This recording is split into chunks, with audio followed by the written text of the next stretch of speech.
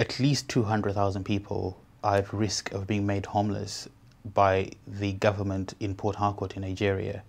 Imagine a situation where a community of people gather, use their own resources in order to reclaim land from the sea. And over time, they build houses. They're not perfect. Most of them are slums. But these are people who are trying to survive, to have a living. And then overnight, the government decides that that is prime real estate. They move in with bulldozers, with the police armed to the teeth, shooting indiscriminately in a place populated by young children, old people unable to walk, people who are ill, who are lying in their houses. And imagine being shot at and being wounded by a bullet that you don't know where it came from. How many people they came here? They come break this man and the window. They come out, all of the militant where they want to face us. Come out immediately now. We don't come here. Last year there was an eviction in Bundu Ama. I can tell you the people were terrified. The police came with armored personnel carriers, with guns. They were shooting indiscriminately. The boy was lying down here. I opened this my downstairs. I was talking to him. They said, "Cool down. You will not die.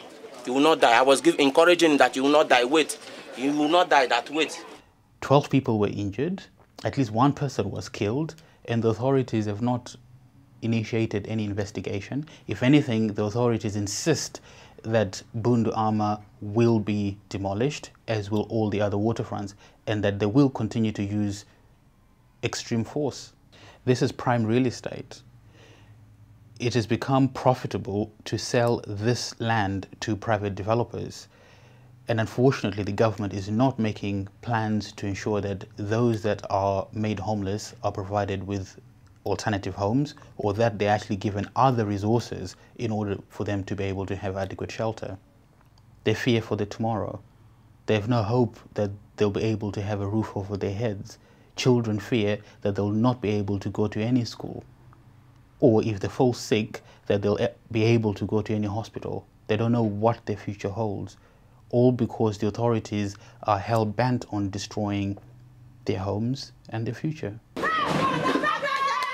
The state, in its wisdom, decided that they want to forcibly evict people from their homes, not provide alternative accommodation, not provide any of the amenities that you and I will take for granted: schools, hospitals, transport, shelter over people's heads.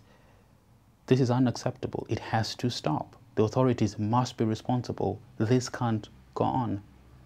They must make sure that they have policies and laws to prevent forced evictions.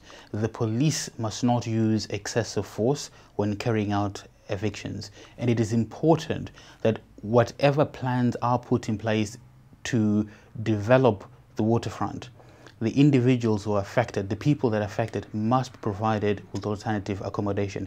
Those who are most vulnerable in society, the old, the unemployed, people who are ill, special provisions must be put into place to make sure that they have adequate accommodation.